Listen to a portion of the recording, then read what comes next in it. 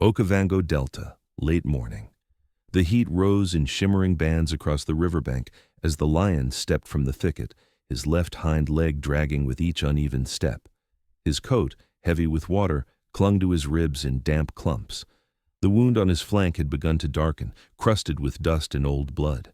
Every breath came shallow. He did not roar, did not look back. He only moved forward, toward the fast-moving channel that split the reeds wide open. The water was high this time of year, restless, swirling with silt and shadows.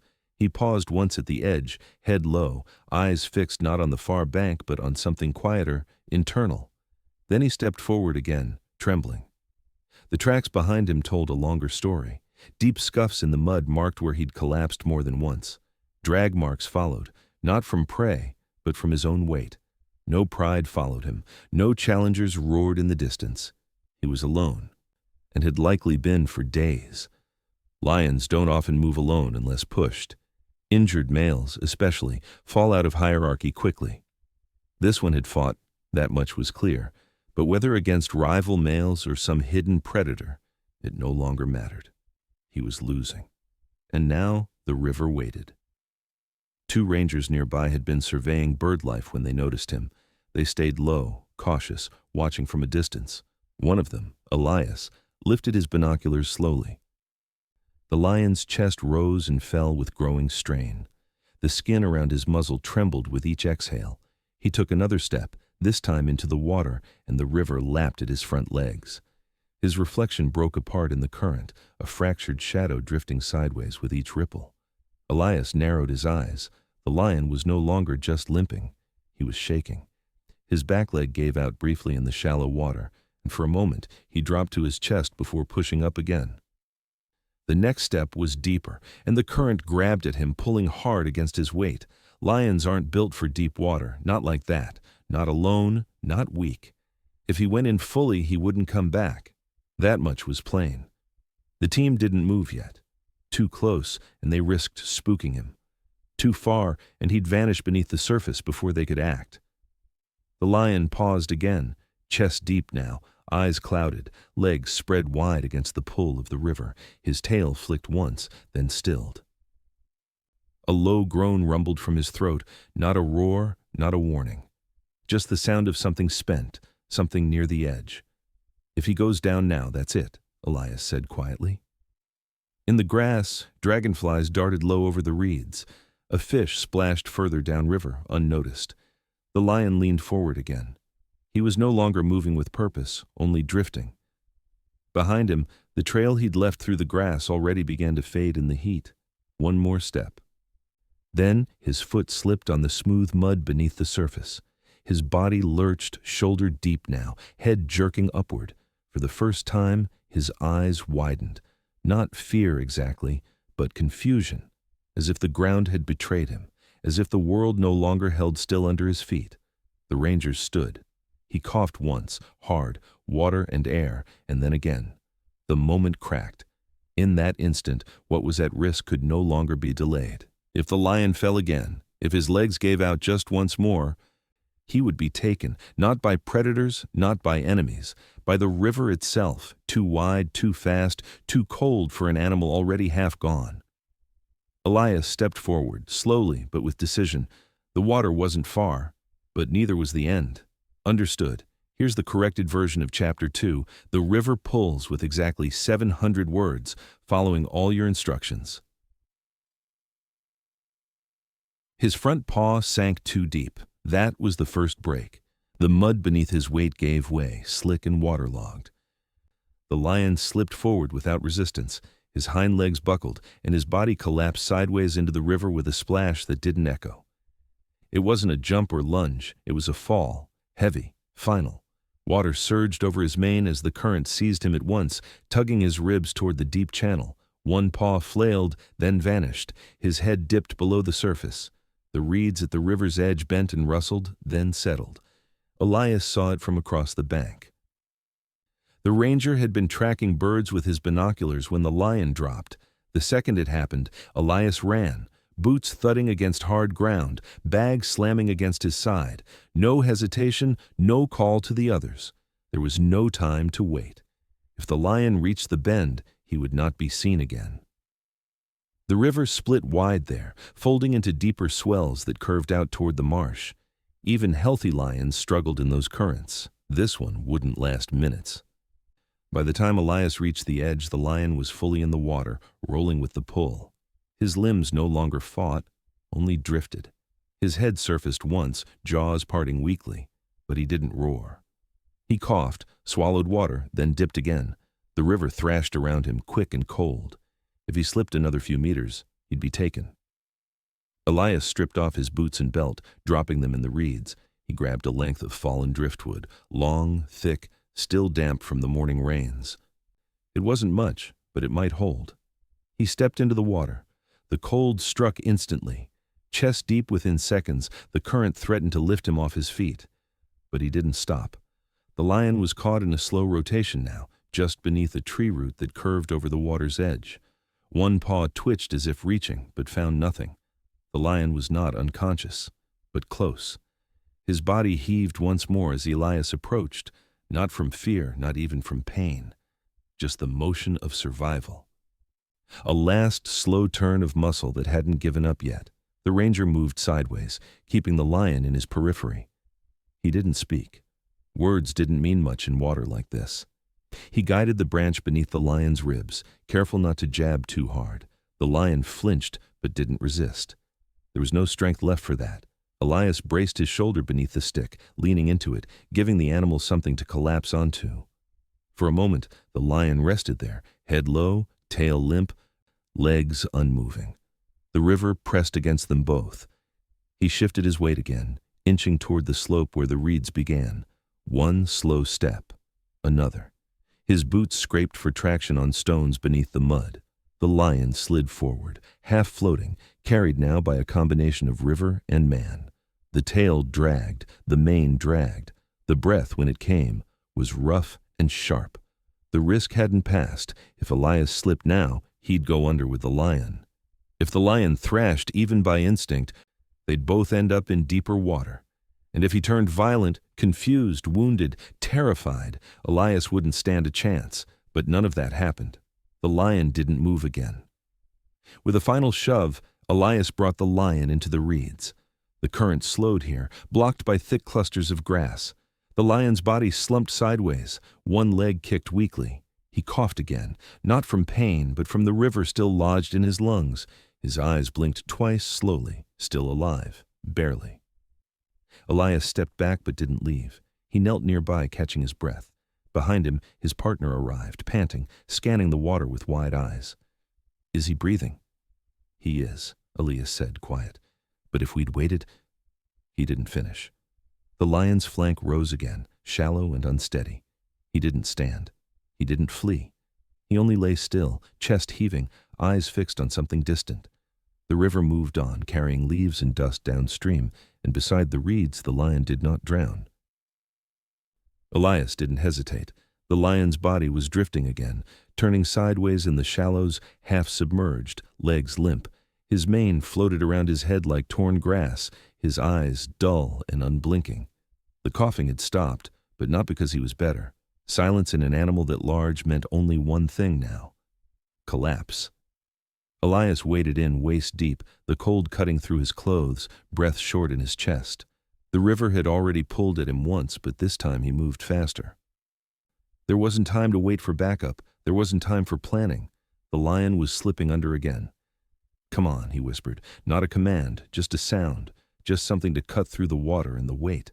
The stick in his hands wasn't much, rough, crooked, stripped clean at one end, but it was long enough to reach out without invading. He held it low, letting the edge touch the lion's shoulder. No reaction, then again, firmer, nudging just beneath the ribs.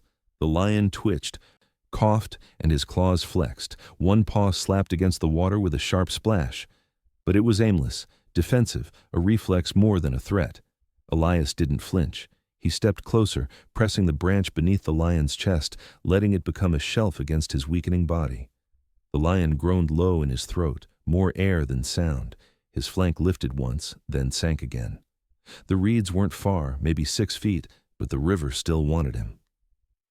The current wrapped around his legs and pulled from beneath like a hand tightening at the ankles. He shifted his grip, trying to lift the lion's front half with leverage, guiding him sideways instead of forward. Elias knew better than to push a wild animal head-on. That was a challenge. This had to be different. Not control, just redirection.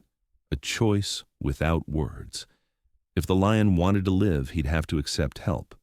And if he didn't, Elias wouldn't force it. The lion coughed again. Harder this time, and water flew from his nose. His eyes blinked once, slow, confused, and locked onto the ranger for the first time. No fury, no trust, just the hollow stare of something too tired to decide. Elias whispered again, "You're almost there." Another nudge. The lion moved. It wasn't much, just a slight tilt of his weight, enough to suggest he was still trying.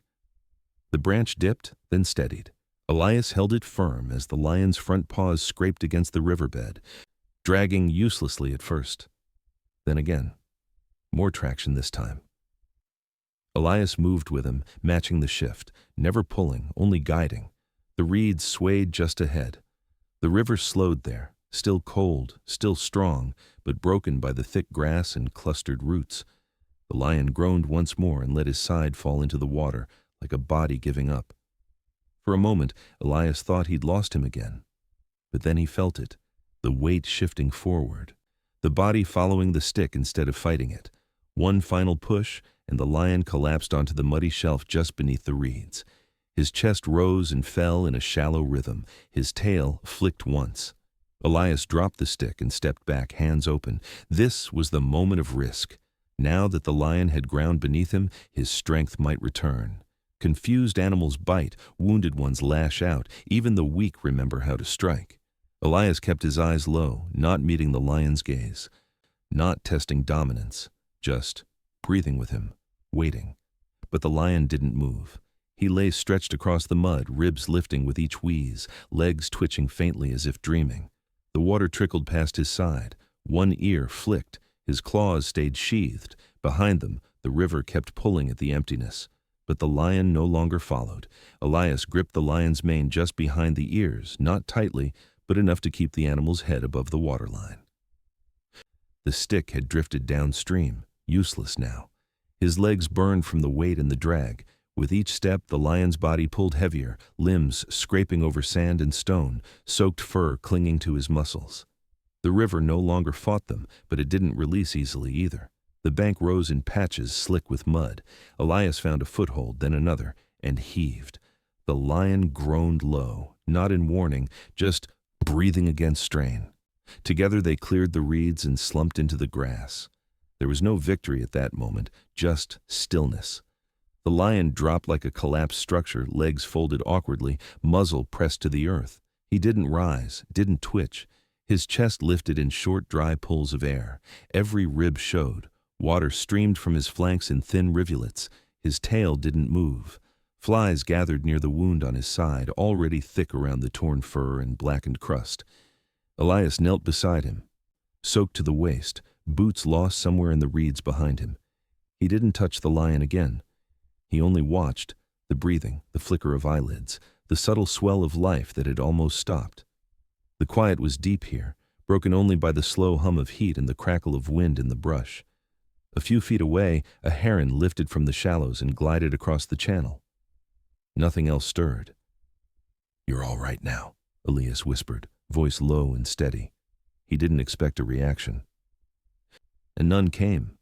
The lion's body was heavy with more than water, heavy with exhaustion, with the long weight of surviving whatever fight had driven him this far. Scars lined his back leg, fresh and old. One ear was torn clean through. His left paw curled oddly, as if favoring a break.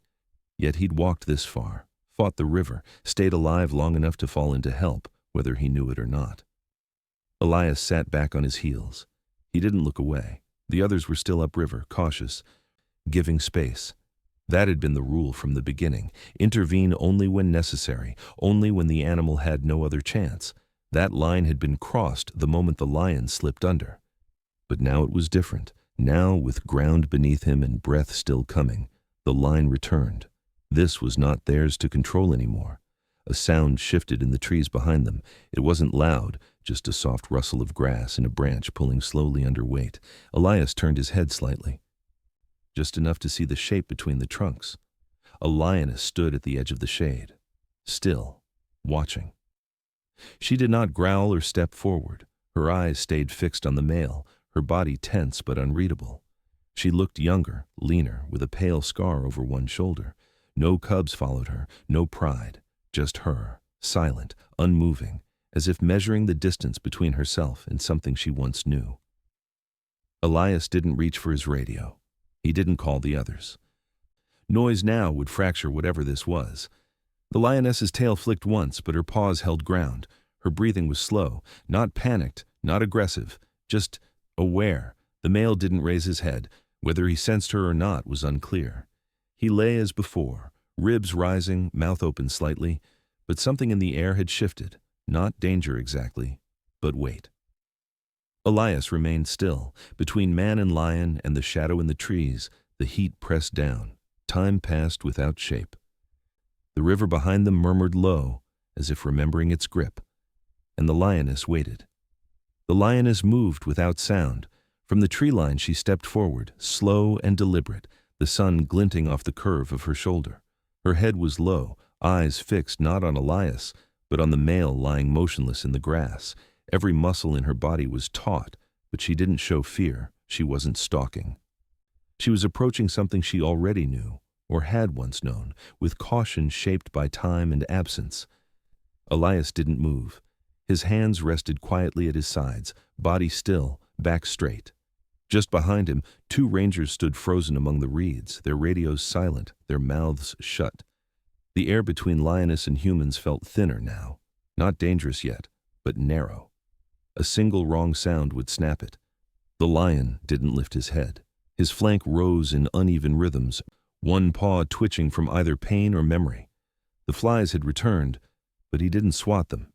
His body had begun to dry in patches, leaving a fine coat of dust along his ribs. He had not opened his eyes in nearly 10 minutes. The lioness walked closer, and closer still. She passed Elias at an angle, not charging, not hurrying, just circling. Her body moved in a slow arc around the fallen male, head tilting slightly as if reading the weight of his breath. Her ears were forward, but not flat. She gave no snarl, no cough, no warning. Her tail swung behind her, the tip curved and steady. Elias lowered his eyes, avoiding direct contact. He didn't need to assert anything here. He wasn't part of their story. Not really. Just a witness pulled close by accident and timing. The lioness stopped beside the male. She leaned down, not touching him, only hovering, her nose near his shoulder, her mouth open just slightly. Then she exhaled through her nose, a quiet gust of air that stirred the fur at his neck. He didn't respond. She circled again, tighter now.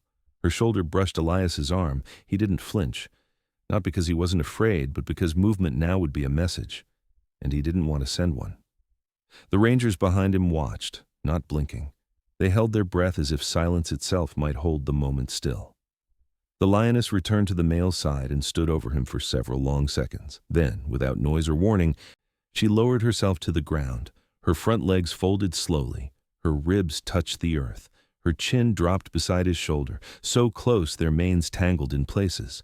She lay there, still as stone, not asleep, not at rest.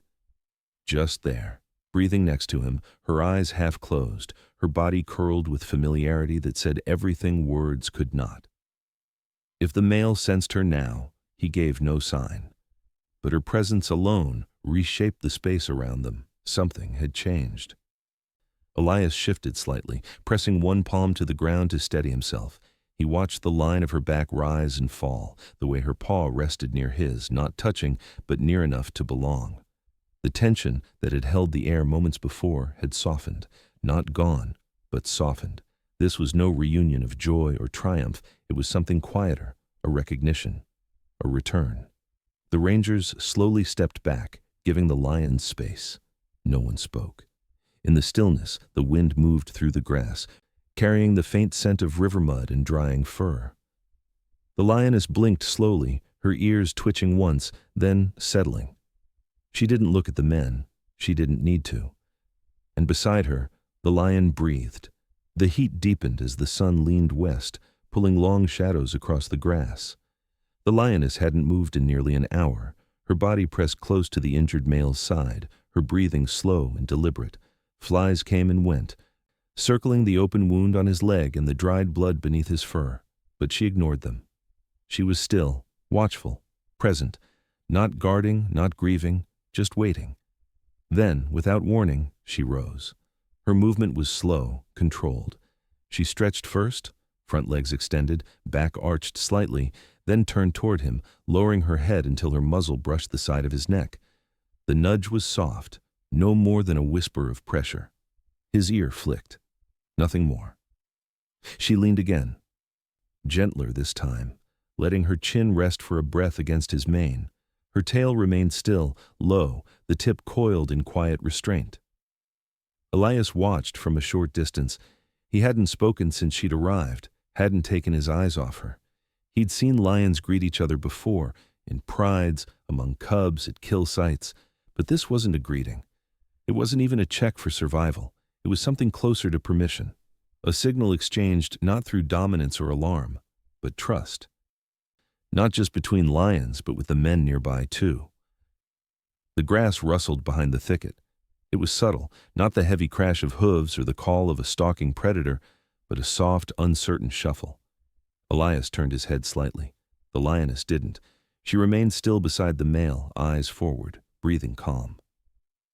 From the bush, two small shapes emerged. They were no more than 6 or 7 weeks old, thin-legged, still soft at the ears, their coats dusted with the faintest of spots.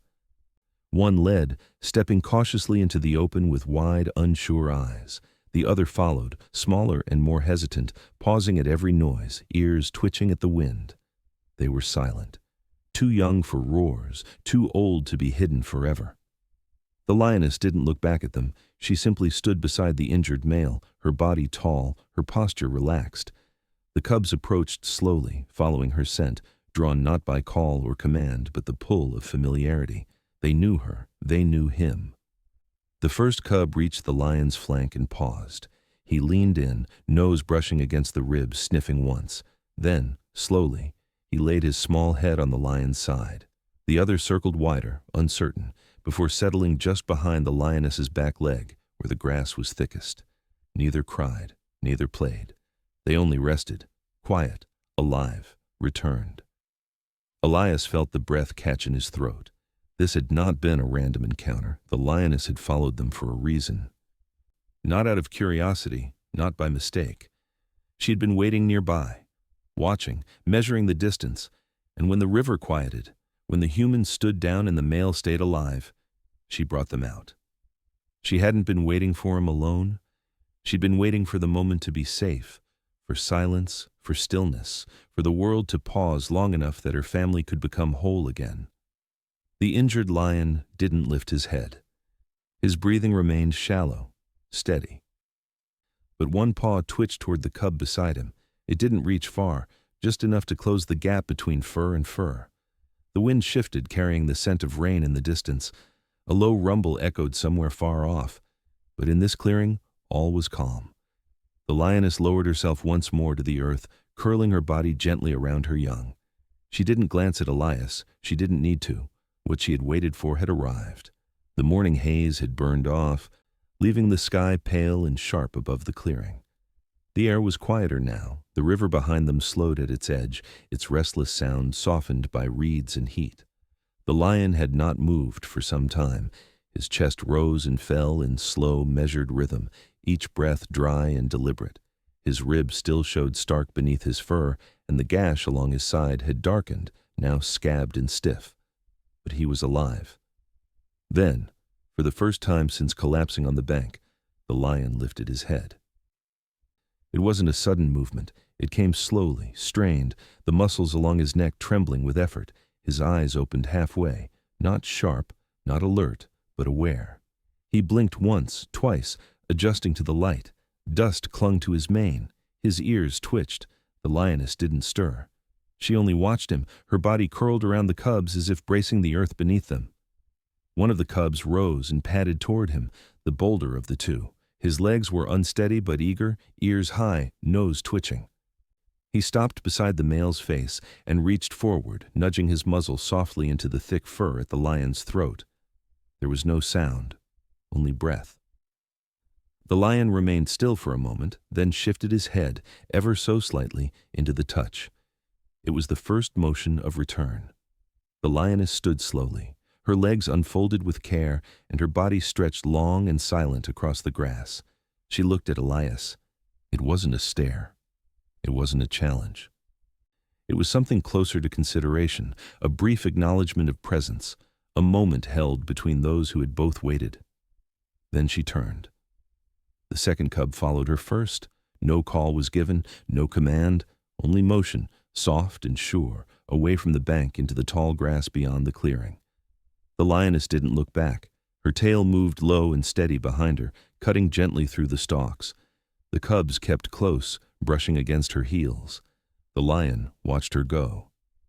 His eyes followed the movement. Then he tried to rise. His front legs buckled. The first attempt failed. His body folded under its own weight, ribs flaring as he coughed dryly. He paused. I tried again. This time his paws found ground, just enough to hold him as he pushed slowly to his feet. The effort was visible. His shoulders shook. His hind leg barely lifted, dragging through the grass. But he did not fall. Each step was slow, uneven. He did not walk with pride, only with purpose. He limped toward where the lioness had gone, following the scent path she left in the breeze. No sound came from him, no roar, no groan, just the thud of paw after paw against earth, like footsteps pulled from memory. Elias didn't move. He stood with arms crossed loosely, eyes lowered, breathing quiet. There was nothing more to do now, no action left to take.